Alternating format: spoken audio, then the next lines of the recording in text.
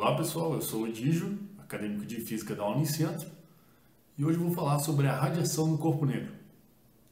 Mas antes, eu gostaria de deixar algumas perguntas para vocês irem refletindo durante a apresentação. Como identificar as diferentes substâncias em estrelas distantes? Como os cientistas determinam a composição do Sol? Bom, em 1750, os cientistas queimavam diferentes tipos de substâncias e observavam a luz resultante através de um prisma. Os gases quentes, em combustão, emitiam luzes de diferentes cores. Um exemplo disso é o sal de cozinha. Quando queimado, gera um amarelo vivo, mas nem todas as cores do arco-íris apareciam. Haviam lacunas escuras nas faixas de cores e para alguns dos materiais haviam apenas alguns trechos de luz.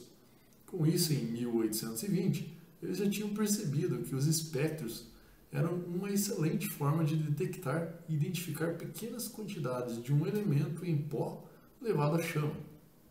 Eles notaram também que o próprio espectro solar tinha pequenas falhas no seu espectro, mas o motivo para as riscas no espectro da luz e a relação com cada substância era um verdadeiro mistério. 100 anos após isso, os cientistas começaram a examinar as cores da luz emitida por objetos sólidos aquecidos e descobriram que esses sólidos aquecidos emitiam espectros contínuos e que a cor da luz emitida revelava a temperatura do objeto. Essa descoberta foi muito importante, pois permitia medir a temperatura de um objeto à distância e até mesmo a temperatura do Sol, como eram algumas das perguntas que eu coloquei lá no início.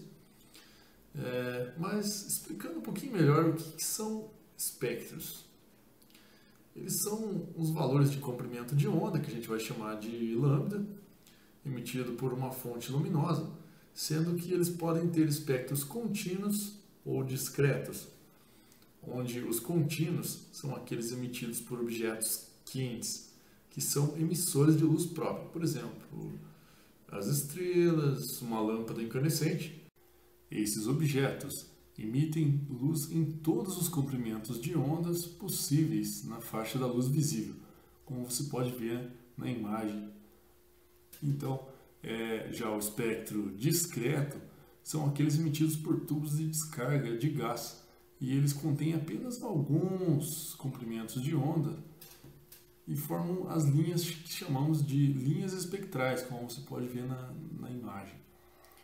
Então, a emissão das ondas eletromagnéticas depende apenas da temperatura do corpo, que são denominadas de radiação térmica, onde a gente pode aplicar a lei de Stefan-Boltzmann, que nos diz que a potência emitida é a razão entre o calor e o tempo, que é epsilon, que é a emissividade, sigma, a constante de Stefan-Boltzmann, A é a área do objeto e T é a temperatura absoluta, a sua quarta potência, sendo que o epsilon, a emissividade, é a medida da efetividade do objeto em radiar luz, sendo que esse valor varia de 0 a 1.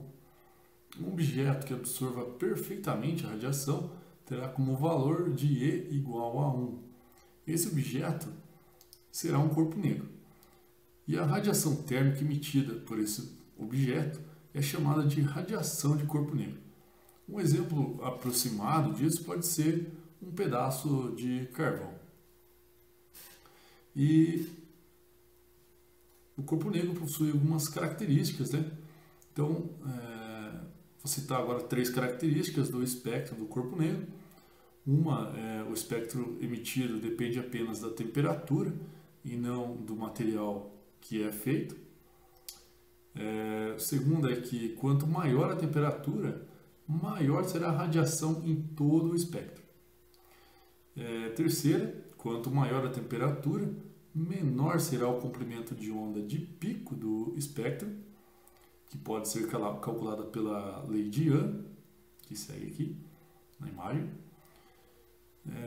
Por exemplo, se pegarmos uma espada de um metal especial que possua um ponto de fusão muito alto, quando aquecermos inicialmente, ela manterá a mesma cor, não se alterará muito, né, enquanto a temperatura não estiver muito alta, pois a faixa de comprimento de onda na região do infravermelho não podemos detectar a olho nu, mas conforme a temperatura sobe, ela começa a ter um brilho avermelhado e aumentando ainda mais fica laranja, depois amarelo e depois passa até a ter um aspecto branco azulado. Ou seja, a distribuição de energia da luz desloca-se para comprimentos de onda menores à medida que a temperatura sobe. Mas os cientistas esperavam que a distribuição de luz emitida continuasse a aumentar em comprimentos de onda no extremo do ultravioleta da distribuição. E isso não aconteceu. Ao contrário disso, havia cada vez menos luz emitida conforme avançava no ultravioleta. Isso chamou-se de catástrofe do ultravioleta. Mais um exemplo nesse sentido da temperatura do objeto. O Sol emite radiações, certo? Ok, todo mundo vai concordar. Agora, a Terra emite radiações? Muita gente pode falar que não, mas ela emite sim. Então, se a gente usar a lei de Young para fazer uma conta rápida, sabendo-se que a temperatura superficial do Sol é em torno de 5.800 Kelvin, aproximadamente, a gente pode utilizar a lei de Young e calcular o comprimento de onda do espectro, do pico de espectro do Sol. E esse valor vai ser aproximadamente 500 nanômetros, que está bem na faixa da região visível, próximo ali ao amarelo. Ok, beleza. E a Terra? Bom, a Terra ela tem uma temperatura superficial de 15 graus aproximadamente. Então, se a gente aplicar na lei de Young, a gente vai ter que o pico do comprimento de onda da Terra é em torno de 10.000 nanômetros. Esse comprimento lambda, de 10.000 nanômetros, está na faixa do infravermelho. Por isso que a gente não enxerga a Terra brilhar. E sim, ela não brilha, mas ela emite essa radiação também. Assim como o Sol, só que num comprimento de onda diferente. Beleza, pessoal? É isso que eu queria passar para vocês. Valeu, obrigado.